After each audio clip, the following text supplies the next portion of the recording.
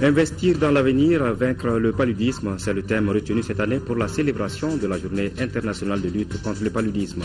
Au Mali, 75% des femmes enceintes et 70% des enfants de moins de 5 ans dorment sous moustiquaires et de nouveaux types de vaccins sont en test au niveau du centre de recherche et de formation sur le paludisme. Sport, football, important dispositif de sécurité autour de la rencontre retour du tour de cadrage de la Coupe CAF, prévu dimanche prochain au stade Omnisport Modibo Keïta entre le Djoliba AC et la Real de Bamako.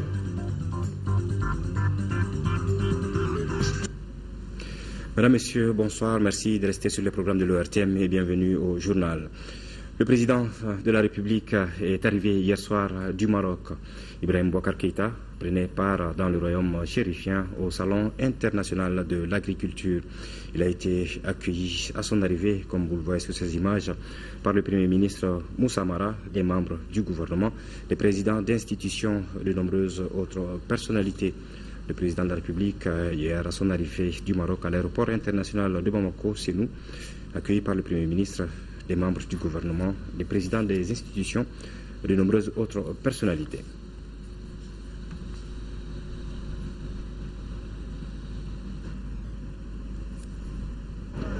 Le président de la République a pris part donc au Salon international de l'agriculture du Maroc, un salon qui a donc eu lieu à Meknes. Justement, le 9e Salon international de l'agriculture au Maroc s'est ouvert hier jeudi dans la ville de Meknes. C'était en présence du président de la République, Ibrahim Boubacar Keïta. Une occasion pour le chef de l'État de visiter les nombreux stands d'exposition des produits agricoles. Rappelons que le Mali y est présent avec une centaine d'exposants. Le récit de la visite des stands avec nos envoyés spéciaux Ndeye Sissoko et Dembawan.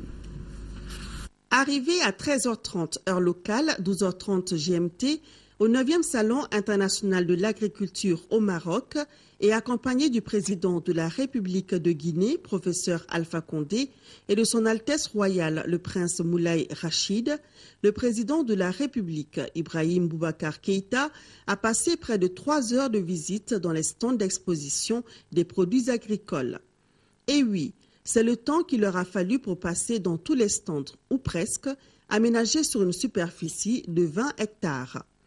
3 heures pour apprécier dans les détails les produits du terroir, thème de cette 9e édition, avec la participation d'une 50aine de pays, dont une forte présence africaine, pas moins de 14 pays représentés, 1000 exposants, 1 million de visiteurs attendus et l'Union européenne comme invité d'honneur.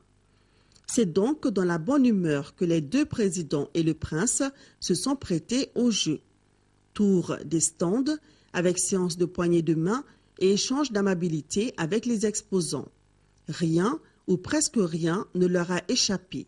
Les produits agricoles, en passant par l'élevage, avec par exemple les chèvres, les moutons et des bœufs impressionnants, la pisciculture, les machines et les techniques agricoles, bref, des milliers de produits du terroir. L'une des attractions phares du Siam, ce sont bien les stands d'exposition des pays invités comme le Mali. Cette année, le Mali est venu en force avec plus d'une centaine d'exposants. Ici, l'on vient découvrir ou redécouvrir les potentialités et les richesses du pays. Le karité, les céréales, les mangues, aussi belles que diversifiées, pas moins de 14 variétés sont présentes au salon. Une fierté donc pour le président de la République qui a tenu à venir apporter son soutien et son accompagnement à ses compatriotes. Les danses Dogon ont émerveillé l'Assemblée ainsi que le groupe de Neba Solo. Le Salon international de l'agriculture au Maroc, Siam, se poursuit et la richesse de cette 9e édition prouve une nouvelle fois que le Siam est un rendez-vous incontournable de l'agriculture africaine, voire mondiale.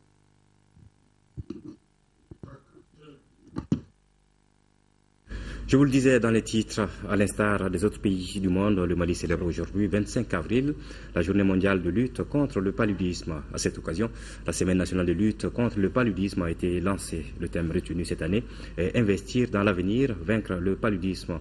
Selon le ministre de la Santé et de l'Hygiène publique, 75% des femmes enceintes et 70% des enfants de moins de 5 ans dorment sous moustiquaires. Pour la lutte contre la maladie, le nouveau projet des 2 nouveaux types de vaccins sont en train d'être testés par le Centre de recherche et de formation sur le paludisme. Moussa Fane. 112 milliards de francs CFA, c'est à ce montant qu'on estime les pertes économiques dues au paludisme au Mali selon une étude de l'Institut national de recherche en santé publique. Rien d'étonnant donc si la lutte contre le paludisme est devenue l'une des priorités du gouvernement. L'État, à travers ses partenaires de développement, a entrepris l'intégration et la mise en œuvre des stratégies de lutte efficaces contre la maladie. La confirmation systématique de tous les cas de paludisme, le traitement précoce et approprié des cas confirmés, l'utilisation de moustiquaires imprégnés d'insecticides à longue durée d'action, le traitement préventif intermittent à la sulfadoxine pyriméthamine chez les femmes enceintes, la pulvérisation intradomiciliaire. Le thème choisi pour la période 2013-2015, investir dans l'avenir, vaincre le paludisme, est un cru de ralliement qui vise à accroître l'investissement afin d'accélérer les actions pour vaincre définitivement le paludisme. Le paludisme a constitué 39% des motifs de consultation en 2013. Malgré cette situation, certains progrès ont été réalisés. 75% des femmes enceintes et 70% des enfants de moins de 5 ans dorment sous moustiquaires imprégnés d'insecticides. 1 400 000 moustiquaires imprégnés à longue durée d'action ont été distribués. Selon le Premier ministre Moussa Mara, le gouvernement restera mobilisé pour la lutte contre le paludisme. Nous appelons vraiment tous les Maliens et tous les Maliens à avoir un comportement de prévention contre le palud. Et nous réaffirmons en même temps l'engagement des autorités, du gouvernement, du président de la République, pour lutter farouchement contre le palud, soutenir la richesse et faire en sorte que très rapidement on puisse arriver à des vaccins qui vont accroître les efforts qui ont été fournis et qui vont permettre de réduire de manière significative les impacts de cette maladie sur la santé de nos populations et sur l'économie de notre pays. La cérémonie a pris fin par la visite des stands et le test de diagnostic rapide subi par le Premier ministre en personne. Sur place, le résultat donné est négatif. Le chef de gouvernement a invité la population à imiter ces gestes. Place de la République, au cours de la séance plénière d'hier, l'Assemblée nationale a adopté un troisième projet de loi relatif au règlement général du budget 2011. Le projet de loi relatif au budget rappelle en même temps les réalisations multiples exécutées ou réalisées en 2011, qui sont entre autres la construction du lycée, le centre de santé, entre autres. Avant la fin de cette session, le président de l'Assemblée nationale, Issaka Sidibé, a rappelé les différents réseaux qui ont été créés. Ces réseaux permettront aux députés de renforcer les relations avec d'autres parlements à travers le monde. Mahamadou Doumbia.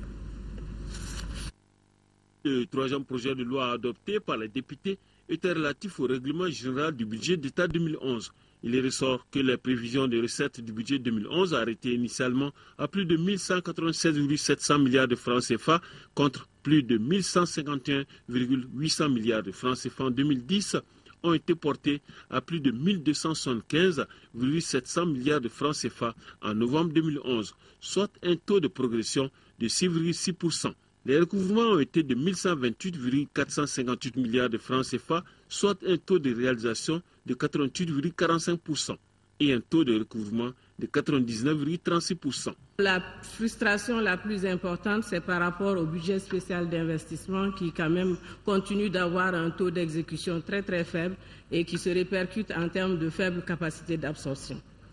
Et par rapport à ça, je pense que des mesures ont été prises pour un peu alléger les procédures de passation de marché en relevant un certain nombre de séries et puis en faisant des délégations de signature à certains niveaux. Je pense que cela devrait nous aider à améliorer ces éléments. Et en appui, il y aura aussi la formation que nous envisageons de faire au niveau des structures en charge de cela. Pour l'état d'exécution du budget d'État 2011, plusieurs projets ont été exécutés comme par exemple la construction de 10 lycées, d'un institut de formation professionnelle, d'une maternité, un service de néonatologie au centre de référence de la commune 5, l'achèvement des travaux de construction du 3e pont, la réhabilitation du pont des Martyrs, des routes et des forages, pour ne citer que cela. Ce projet de loi a été effectivement adopté par les députés par 123 voix pour, 0 contre, 0 abstention. Autre ordre du jour, la constitution de différents réseaux de parlementaires et des groupes d'amitié appelés à renforcer les relations entre notre Assemblée nationale et celles d'autres pays à travers le monde. Il s'agit des réseaux des jeunes, des femmes, ceux relatifs aussi à la population, à l'éducation et à l'économie solidaire. Visite ce matin du président de l'Assemblée nationale que nous retrouvons au Salon international de l'agriculture SIAGRI 5e édition au Palais de la Culture. Isiaka Sidibé, accompagné d'une forte délégation, a apprécié les produits locaux exposés ainsi que les énergies renouvelables, entre autres. Nyanya Alou Traoré.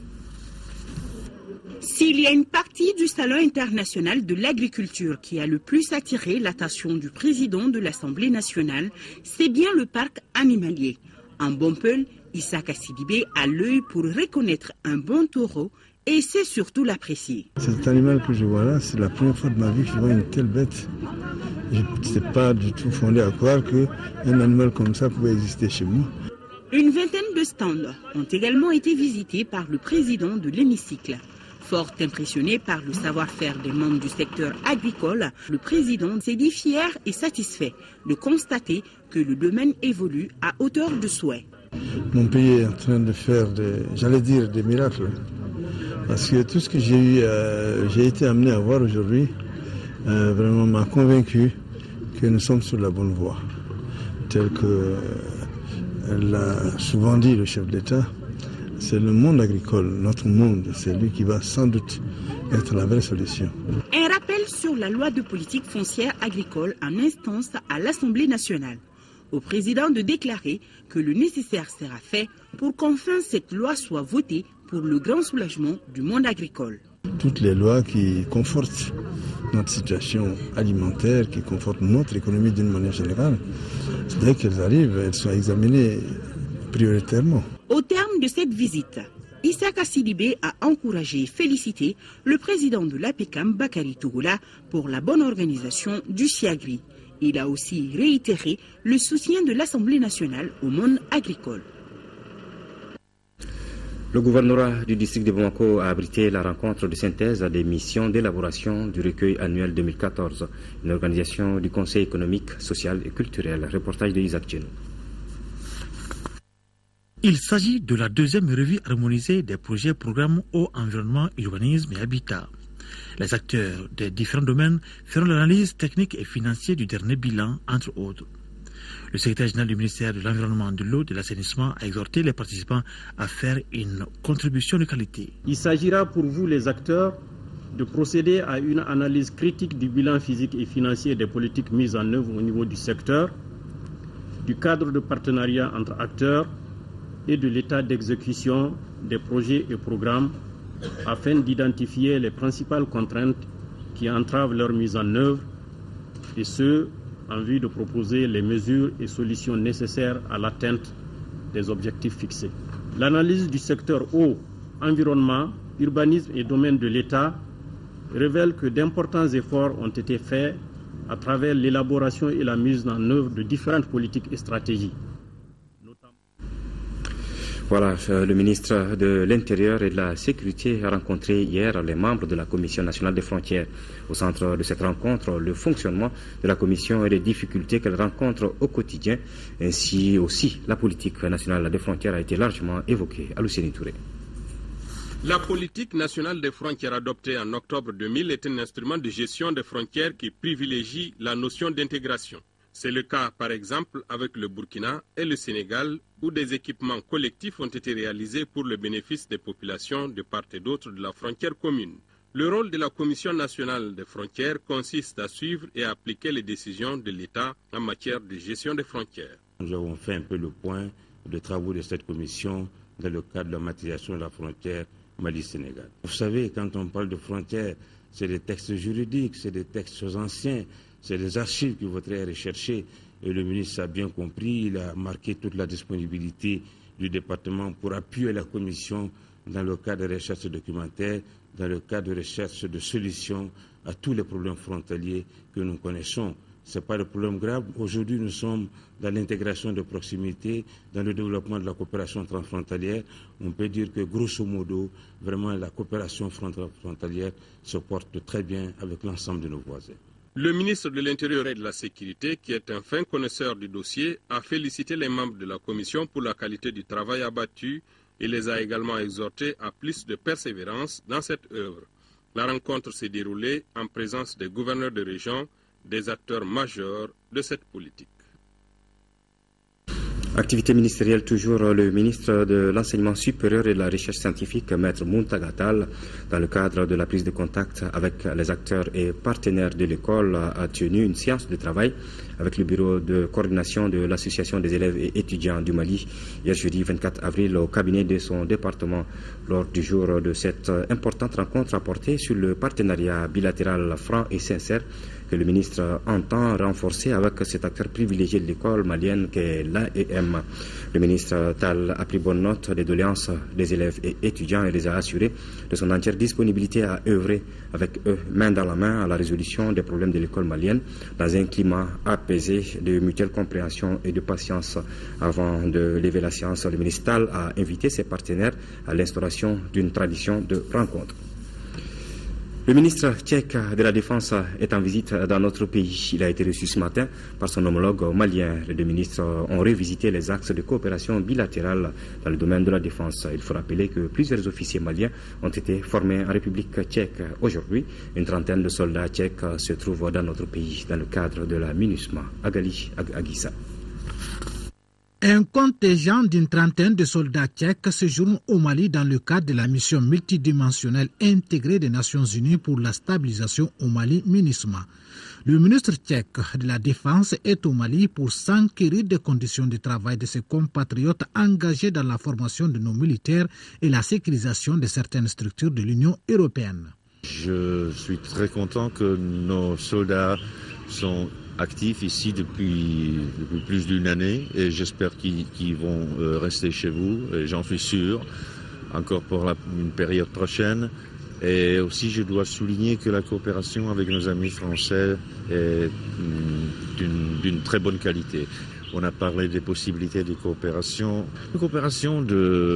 d'équipement pour les armées, de possibilités de formation, parce qu'on a une université qui est assez connue, une université militaire, qui même dans le passé a de nombreux étudiants des pays africains.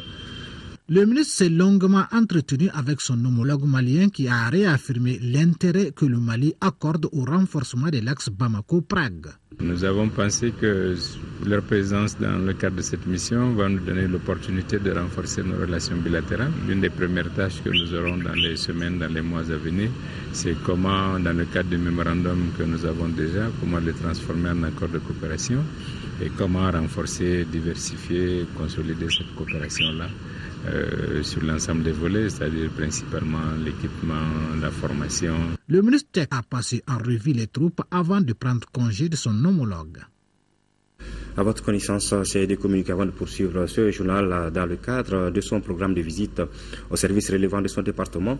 Madame le ministre de la Culture, accompagnée d'une forte délégation composée des membres de son cabinet, du secrétariat général et des journalistes, a entrepris hier jeudi 24 avril une visite qui l'a conduite respectivement au bureau malien du droit d'auteur, à la Tour de l'Afrique, au palais de la culture Amadou Ampateba, au siège de l'Union des associations des artistes, de promoteurs et éditeurs du Mali.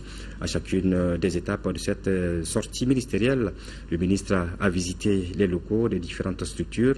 Les directeurs, au cours d'une séance de travail élargie au personnel, ont eu à présenter le service avant d'évoquer les difficultés rencontrées dans l'accomplissement de leur mission. Et puis le ministre du Travail, de la Fonction publique et des Relations avec les institutions, Bokar Moussa Diarra, accompagné de son homologue de l'emploi et de la formation professionnelle, Mahaman Babi, se sont envolés pour Windhoek en Namibie. Dans la capitale namibienne, les deux ministres prendront part à la session spéciale de la Commission du Travail et des Affaires sociales de l'Union africaine, dont le thème porte sur emploi, éradication de la pauvreté et développement inclusif. Un an après son intronisation royale, William Alexander souffle également ses 47 bougies. Pour célébrer ces deux dates anniversaires, l'ambassadeur du Royaume des Pays-Bas au Mali a offert un dîner au corps diplomatique. C'était en présence de plusieurs membres du gouvernement. Fatma Takoni. Une bonne partie des membres du gouvernement a fait le déplacement pour célébrer l'anniversaire du roi Willem Alexander du Royaume des Pays-Bas, le fils aîné du prince Klaus van Amsberg et de la reine Béatrice est le 27 avril 1967. Une date anniversaire que le Royaume des Pays-Bas célèbre désormais avec ses partenaires. Le roi William Alexander qui prône le respect de l'égalité de tous. L'année passée, les Pays-Bas fait taire le nouveau roi, Willem-Alexander, avec une fête populaire unissant tous les Néerlandais. Samedi prochain, une année après, nos citoyennes et citoyennes venant de par le monde fêteront ensemble les valeurs qui nous unissent. Le roi, par sa présence dans certaines villes, valide cette fête citoyenne des valeurs démocratiques et d'état de droit. Je souhaiterais que le partenariat entre vous et la mission soit de plus solide et dirigé par vous-même. La communication sur ce partenariat importe pour les citoyens maliens et étrangers. La citoyenne malienne et les citoyens maliens sont au centre de ces processus de changement. Je voudrais peut-être profiter pour remercier les Pays-Bas, surtout pour la qualité de la coopération entre nos deux pays. Et féliciter, souhaiter un bon anniversaire au roi des Pays-Bas, l'ambassadeur qui a su mettre l'accent non seulement sur la qualité des relations entre le Mali et les Pays-Bas, mais qui a su aussi rappeler, je crois que la communauté internationale, quant à son devoir vis-à-vis de notre pays, et notamment ce que l'administration doit avoir comme comportement à l'intérieur du pays. L'ambassadeur Brouwer a ensuite assisté à une exposition photo sur les manuscrits de Tombouctou, accompagné de ses invités. Il faut rappeler que le roi Willem Alexander des Pays-Bas est né le 27 avril 1967 et il a été intronisé le 30 avril 2013. Dans le souci de créer et de renforcer un cadre de partenariat dynamique entre les acteurs et partenaires de l'école, le ministre de l'Éducation s'est rendu en première région. Au cours de cette visite, Mme Togola Jacqueline Marie Nana a invité tous les acteurs et partenaires de l'école à jouer leur partition pour le mieux-être de l'école. Envoyés spéciaux, Mamoudou Sidibé et Abdraman Keïta. Des Nioro du Sahel, première étape de cette visite du ministre Akaï, en passant par Djema, les problèmes de l'école sont presque identiques. Effectifs pléthoriques, manque de formation au niveau du personnel enseignant, manque de matériel et le non-respect des normes au niveau des écoles privées. Le département est en train de réfléchir pour voir comment l'État peut encadrer les médecins. Parce que il y en a beaucoup qui ne répondent pas aux normes. L'école malienne dans la région de Caille souffre du manque d'infrastructures, manque de maîtres formés correctement. Et l'éducation nationale va mettre le paquet, va prendre des dispositions pour remédier dans les meilleurs délais à cette situation catastrophique dans la région de Caille. Ces nombreux problèmes qui se posent à l'école en termes de défis ne peuvent pas être gérés à partir de Bamako. D'où l'intérêt de cette visite du ministre qui lui a permis d'écouter, d'échanger en vue de créer un cadre de concertation fécond. Nous sommes venus pour rencontrer les acteurs de l'école. Donc nous avons pris bonne note de tout ce qui a été dit. Et nous allons, une fois de retour à Bamako, échanger avec les structures concernées, les directions concernées sur ces différents problèmes afin de trouver des solutions idoines dans les meilleurs délais. L'affaire de l'école doit être une affaire de tous, dira Mme Togola Jacqueline Marie-Nana. Selon elle, chacun doit se sentir concerné pour développer une action participative dans le seul but de relever immédiatement certains défis qui se posent à l'école. Pour la résolution des problèmes, les échanges avec les responsables régionaux ont permis de mieux situer les niveaux de responsabilité. État, collectivité à travers les comités de gestion scolaire et le comité régional d'orientation.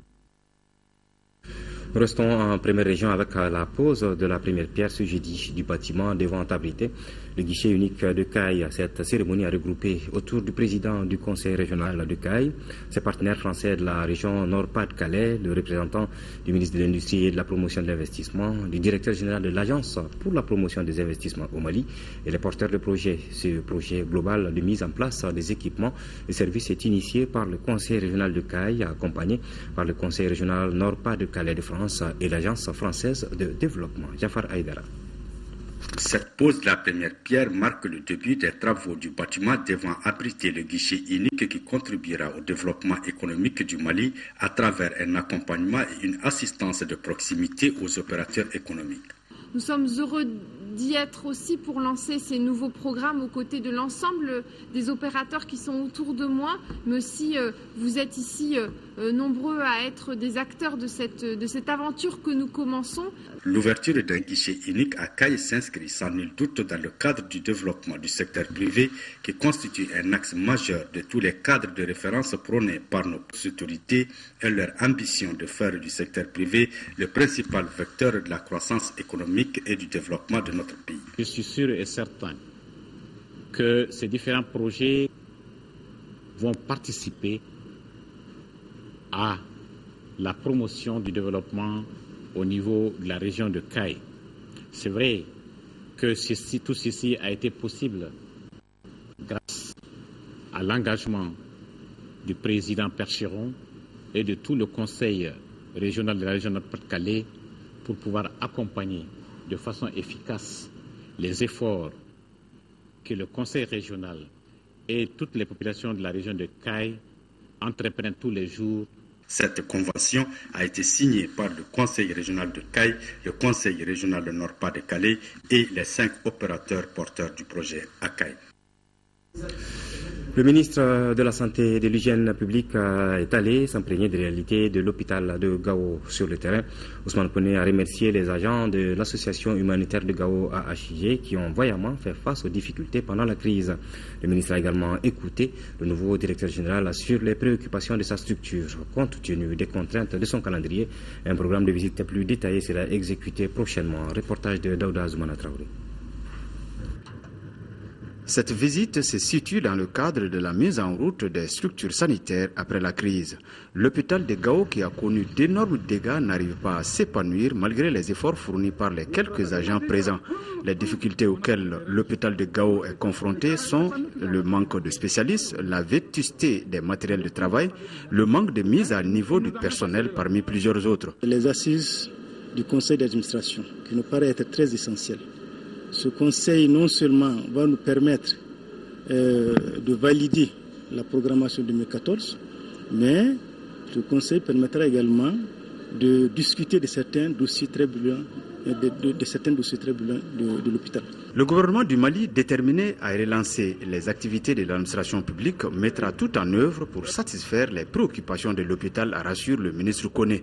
Déjà, il a apprécié le comportement positif des agents de l'association humanitaire de Gao qui ont passé la gestion à la direction générale après avoir tenu tête aux terroristes dans un passé récent. Nous sommes venus pour nous imprégner de la situation de retour des services de santé à Gao et nous entretenir avec l'ONG nationale, l'action humanitaire de Gao, qui avait assuré la gestion de l'hôpital et la prestation des services de soins pendant la crise. L'intention, c'était de remercier cette association pour sa contribution à l'assistance des malades pendant les périodes difficiles et envisager ensemble des solutions pour les périodes à venir en ce qui concerne l'emploi de ces jeunes-là et la reprise des activités normales de gestion dans l'hôpital. La délégation a fait un bref passage à l'hôpital de Gao avant de s'entretenir avec le président de l'AHG à l'aéroport. En 5e région, le chef d'état-major général des armées maliennes vient de boucler une visite de prise de contact de 24 heures dans la zone de défense numéro 6. Objectif, échanger avec le personnel militaire sur les préoccupations essentielles des forces armées, notamment le processus de réforme en cours. Yacouba Maïga. Le camp Balobo-Bari de l'armée de terre de Sévaré, ce mercredi 23 avril 2014. C'est ici, au poste de commandement de la zone de défense numéro 6, que le chef d'état-major général des armées a eu des échanges fructueux avec les officiers, les sous-officiers et les hommes de rang.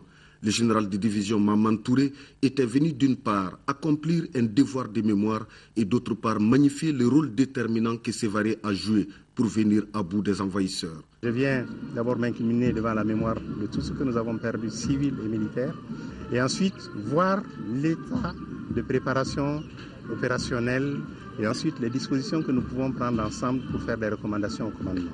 Des préoccupations, il en a été question, notamment l'amélioration des conditions de vie et de travail du personnel militaire. Aussi, ils n'ont pas passé sous silence l'épineuse question des primes de présence opérationnelle qui continue d'alimenter les débats. Quand vous êtes dans la zone des opérations, vous bénéficiez de cette prime que nous allons essayer encore de réévaluer. Et cette prime, à terme, va disparaître.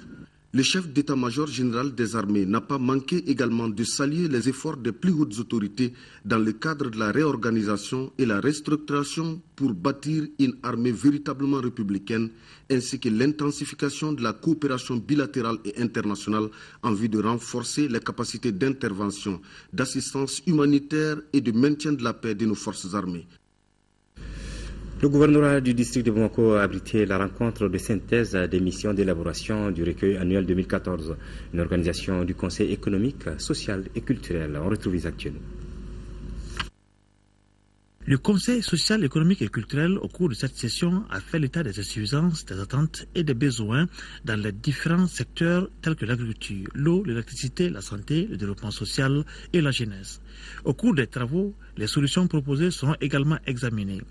Un exercice conforme à la constitution malienne. Le Conseil a obligation de recenser les besoins, les préoccupations des populations sur l'étendue du territoire et dans les agglomérations extérieures. C'est à ce titre encore que nous nous retrouvons ici. Je pense que c'est avec beaucoup de détermination et surtout de disponibilité que nous le faisons.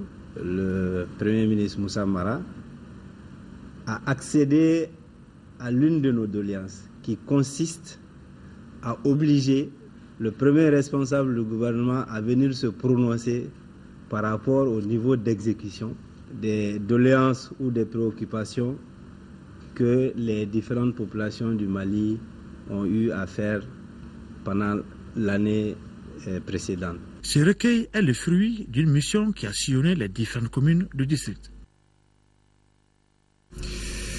Environ 20 millions de francs CFA, c'est la valeur d'un don que la mairie de Markala et sa jumelle de France, La Flèche, viennent d'offrir au centre de santé de référence de la ville. La cérémonie de remise s'est déroulée jeudi sous la présidence du sous-préfet de Markala. Reportage de Foussine Diarra. Ce don est composé d'une ambulance médicalisée, de matériel et de médicaments.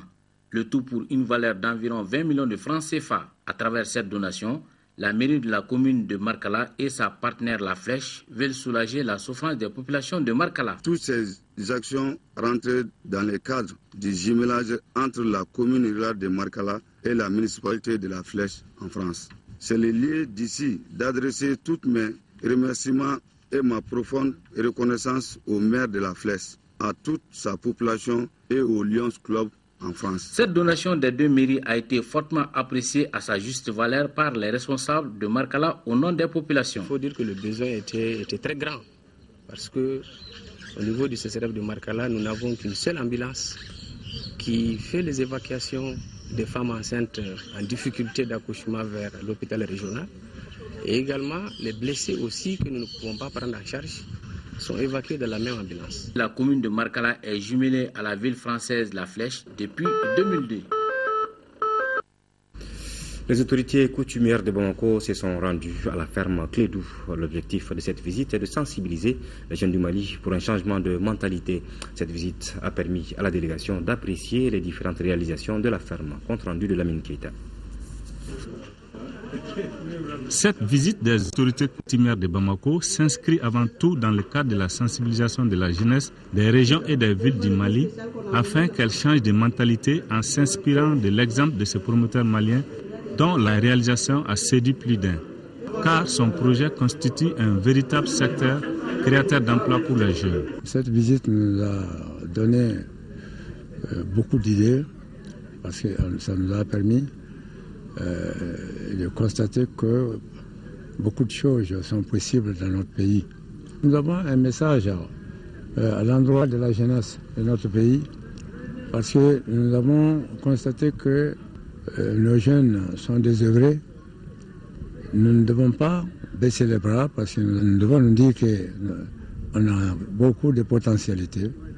À la ferme Clédou, la délégation a pu visiter entre autres la miellerie, les bovins et caprins des races tchadiennes et soudanaises, des dromadaires, des œufs d'Autriche et des Autriches. Toute chose qui a émerveillé la délégation. C'est une occasion qui m'a permis aujourd'hui de voir de mes propres yeux une réalisation que je peux même considérer comme un miracle. Je ne m'attendais pas à voir ce que je viens de voir. Et les animaux de toutes les races et de toutes les espèces. Les autorités coutumières de Bamako étaient accompagnées pour la circonstance de leur jote allemand. Le Forum des organisations de la société civile de l'Afrique de l'Ouest, en partenariat avec l'APDF, a organisé une caravane sur le mariage précoce. Une caravane qui a fait le tour de la commune 4 avant d'arriver à Dogoféré, après Talco. Les caravaniers ont fait passer des messages sur l'abandon du mariage précoce au Mali. Reportage de Fatoumata Kone. Le mariage précoce est un frein au développement de la jeune fille. Le mariage précoce est une atteinte à la santé de la jeune fille et stop au mariage précoce. Ce sont là les slogans brandis par les jeunes filles de l'APDF et du Forum de l'Organisation de la société civile de l'Afrique de l'Ouest à l'occasion de la caravane sur le mariage précoce. Caravane qui a pris le départ devant le siège de l'APDF en passant par la place Cannes tout en longeant cette route pour traverser Talco, une manière pour les caravaniers de faire passer des messages sur l'abandon du mariage précoce au Mali. Le but de la caravane, c'est d'aller jusqu'à la base et que les jeunes filles et les jeunes gens échangent avec les populations et disent aux populations à la base les dangers du mariage précoce. Le Mali est l'un des pays de l'Afrique de l'Ouest où la pratique du mariage précoce est la plus répandue. Quand vous êtes soumise au mariage précoce, vous ne pouvez plus aller à l'école. Vous changez de priorité. Maintenant, votre priorité, c'est de vous occuper de la famille. La population a réservé un accueil chaleureux aux caravaniers, histoire de prouver que le message sur le mariage précoce est passé. Cela en présence des parents d'élèves et des autorités communales. En deuxième région, tenue hier jeudi à la mairie de Banamba de l'édition 2014 du mariage collectif. Plus de 87 unions sont célébrées officiellement dans les mairies de Banamba et du village d'Ouleni, à l'instar de la région de Koulikoro.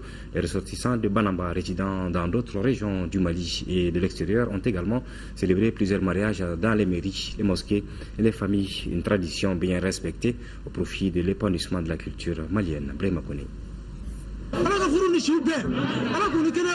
Il y a des jours que nous mettons à profit pour contribuer à promouvoir le respect de nos us et coutumes. Aussi, ces jours marquent-ils le bonheur des communautés rattachées à leur culture. Ce jeudi 24 avril 2014, jour du mariage collectif de Banamba, en est un.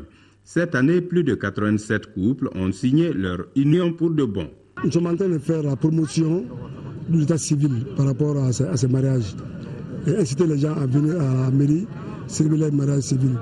Donc au-delà, il y a des centaines de mariages qui sont autour de Banamba, à Banamba, autour de Banamba et à l'extérieur de Banamba. Même à l'extérieur du Mali, aujourd'hui tous les Banambais se marient. Cet événement historique est rendu possible grâce à la bonne collaboration de la nouvelle parfumerie Gandour Côte d'Ivoire, Universelle Beauté Jules Saint-Para, les autorités communales et les ressortissants de Banamba à l'extérieur. Au Mali, principalement à Banamba, le mariage est un acte religieux, social et civil. Cependant, pour être valable, les couples doivent se présenter devant les maires ou l'officier d'état civil, car le mariage est une institution qui protège la famille. Un tirage au sort aura permis de distribuer d'autres cadeaux de mariage à une douzaine de couples. Mamadou Sissogo et son épouse Tatasso, détenteurs des fauteuils, ont été les gagnants du gros lot de ce tirage. L'édition 2014 du mariage collectif de Banamba aura été une grande satisfaction selon les mariés, les chefs coutumiers, les élus et les populations. Tous prônent le rayonnement de leur identité culturelle. Heureux ménage donc à tous ces nouveaux mariés. L'association des ressortissants de Gogi dans le cercle de Nioro a procédé hier matin à la remise symbolique des clés du poste de sécurité de Gogi à la frontière Mali-Mauritanie aux autorités de la défense, entièrement financées par les populations. Pour les FAMA, le poste porte le nom de l'adjudant-chef Bernabé Diarra, décédé en 1987 à la suite d'une opération de défense des populations. Ibrahima Tchokari. Le poste de sécurité de Gogi est construit sur une initiative propre de l'association des ressortissants de la localité. Sa construction a coûté aux populations près de 100 millions de francs CFA. Un geste gracieux à l'endroit des forces armées maliennes FAMA qui participent au renforcement des liens armée-nation. Nous ne nous lasserons jamais de réaffirmer toute notre reconnaissance à tous ces hommes et toutes ces femmes qui ont inlassablement œuvré pour la réussite de cette entreprise. Le poste de sécurité de Gogi joue un rôle important dans la sécurisation de nos populations frontalières en particulier et d'une bonne partie du Sahel occidental en général. Composé de 5 dortoirs avec terrasse, l'infrastructure réceptionnée devra améliorer les conditions d'hébergement des forces armées et de sécurité. Toute chose qui devra aussi leur remonter le moral après la situation difficile que notre pays a connue. Cette cérémonie de remise de clés est une symbolique forte, à savoir l'entente et la bonne collaboration entre forces armées et population. C'est le lieu et l'occasion de reconnaître, saluer et féliciter le dévouement patriotique des braves populations du cercle de Nioro en général et celle de Gogi en particulier, qui se sont mobilisés au-delà de toutes les vicissitudes de la vie pour offrir à leur armée un poste de sécurité digne de ce nom. Dans un futur très proche, l'ARGO, Association des ressortissants de Gogi, procédera à la réalisation du mur de clôture, à la construction de 2 miradors et à l'achat d'un groupe électrogène pour un coût estimé à près de 400 millions de francs CFA. L'exemple de Gogi à l'endroit des FAMA doit inspirer d'autres localités du Mali. Sport football, le Djoliba AC reçoit ce dimanche l'AS Real de Bamako, un match retour qualificatif à la phase de poule de la Coupe de la Confédération africaine de football. Les mesures ont été prises afin que cette rencontre se passe sans incident. Khalifa Namatraoré. La Fédération malienne de football s'active afin que les matchs de football soient de véritables fêtes. La rencontre allée AS Real Djoliba Athletic Club du tout recadrage de la Coupe de la Confédération ayant donné une nette satisfaction du point de vue sécuritaire et le bon comportement des supporters, les responsables du football entendent maintenir cette dynamique. Ainsi, des mesures sont désormais prises pour éviter toute violence dans nos stades. Aucun débordement ne sera toléré lors du Djoliba Athletic Club AS Real de ce dimanche. Il y aura une fouille systématique de tous les véhicules. Et les supporters aussi, il y aura une palpation des supporters pour qu'on soit sûr qu'il n'y a aucun objet pouvant servir de projectile. Ceux qui n'ont pas de carte délivrée par la Fédération de football n'auront pas accès au salon d'honneur ni à la loge A. On demande au public d'être fair-play. Les associations des supporters du Djoliba AC et de l'AS Real sont conscientes de l'enjeu de la confrontation qui validera pour une des deux équipes la place en phase de groupe de la Coupe de la Confédération. Qu'à cela ne tienne, les états-majors appellent au fair-play. Au Djoliba, nous sommes dans une phase de reconstruction et nous entendons nous atteler à ça. C'est ce qui nous préoccupe aujourd'hui. Les résultats sportifs, ce sont de bonnes choses, mais je dis bien, la construction du club est infiniment plus importante que tout. À cet effet, nous avons commencé par sensibiliser nos supporters et les orienter toute leur énergie vers cet objectif. Le match allait se passer dans d'excellentes conditions, comme l'a souligné les journalistes, particulièrement le RTM. Il y avait une très grande ferveur qu'on a rarement vue au stade Modibo Keïta. Et le match s'est passé dans de très bonnes conditions. Les gens sont partis à la maison sans aucun incident, dans le fair play. C'est ce que nous demandons, qu'on vienne supporter une équipe et qu'on manifeste toute sa joie et toute sa peine uniquement au niveau des tribunes, sans gêner l'autre et qu'on parte à la maison tranquillement. Donc c'est ce message de fair play qu'on réitère et qu'on demande aux supporters. Tous les acteurs de la discipline doivent s'impliquer afin que le football soit un des principaux vecteurs de la bonne image du Mali. Voilà, après ce journal, vous pourrez suivre l'intervention du président de la République, Ibrahim Boubacar Keïta, devant la communauté malienne du Maroc. C'est tout pour cette édition que j'ai eu le plaisir de vous présenter. Merci de l'avoir suivi et bonne suite des programmes.